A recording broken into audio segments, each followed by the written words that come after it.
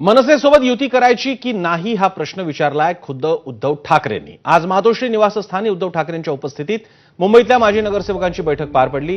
यावेळी मनसेशी युती करण्यासंदर्भात चर्चा झाली। मनसेशी युती केली तर फायदाच होईल असा सूर माजी नगरसेवकांनी आळवला। दरम्यान ज्या कोणासोबत युती करायची असेल ती निष्ठावान कार्यकर्त्यांना विश्वासात घेऊनच केली जाईल अशी भूमिका उद्धव ठाकरेंनी स्पष्ट केली। दरम्यान मनसेशी युती संदर्भात उद्धव ठाकरेंच्या शिवसेनेनं पुन्हा एकदा सकारात्मक भूमिका मांडल्यानं आता निर्णयाचा चेंडू पुन्हा एकदा राज ठाकरेंच्या कोर्टात ढकलण्यात आला। तसंच युतीसाठी स्पष्ट भूमिका मांडण्याबाबत मनसेवर दबाव वाढवण्याची खेळी ठाकरेंच्या शिवसेनेकडून खेळली जाते का अशी देखील चर्चा सुरू आहे। मातोश्रीमध्ये नेमकं काय संभाषण घडलं पाहूयात ग्राफिक्सद्वारे। उद्धव ठाकरे या बैठकीत म्हणाले, मनसेसोबत युती करायची का? तर प्रतिक्रिया आली की मनसेसह युती केल्यास फायदाच होईल। तुम्हाला विश्वासात घेतल्याशिवाय निर्णय घेणार नाही असं उद्धव ठाकरेंनी असा विश्वास दिला।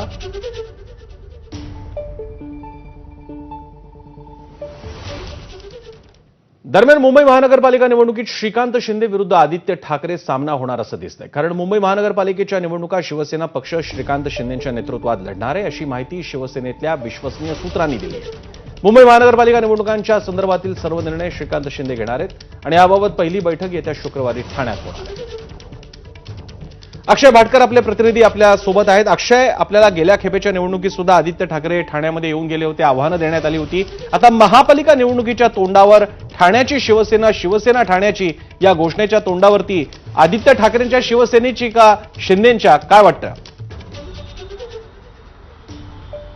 मुंबई महानगरपालिका मुख्यतः महत्त्वाचा भाग आहे। सगळ्या महानगरपालिकांच्या मध्ये ज्या 10 महानगरपालिका आहेत त्यामध्ये सगळ्यात महत्त्वाची महानगरपालिका ही मुंबई महानगरपालिका आहे। त्यासाठीच वेगवेगळे डावपेच आखले जात आहेत, वेगवेगळे नेतृत्व बदल केले जात आहेत। मग शाखेपासून त्या अगदी विभाग प्रमुखांपर्यंत अनेक बदल जे आहेत ते करण्यात आलेले आहेत आणि त्याचंच नेतृत्व जे आहे ते श्रीकांत शिंदे यांच्याकडे देण्यात आलेलं आहे।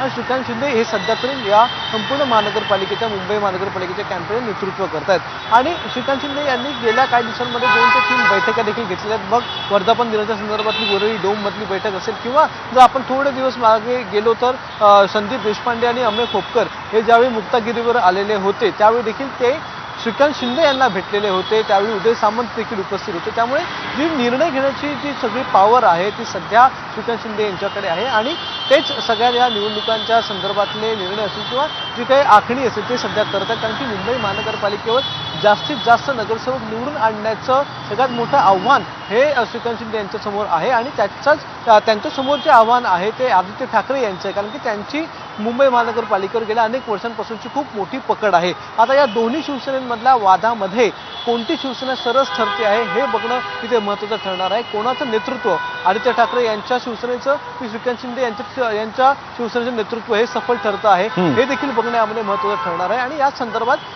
शुक्रवारी एक बैठक देखील ठाण्यामध्ये होणार आहे जी महत्त्वाच्या नेत्यांसंदर्भातली बैठक असेल आणि श्रीकांत शिंदे हेच ही बैठक घेणार आहे। धन्यवाद तुम्ही दिलेल्या माहितीबद्दल।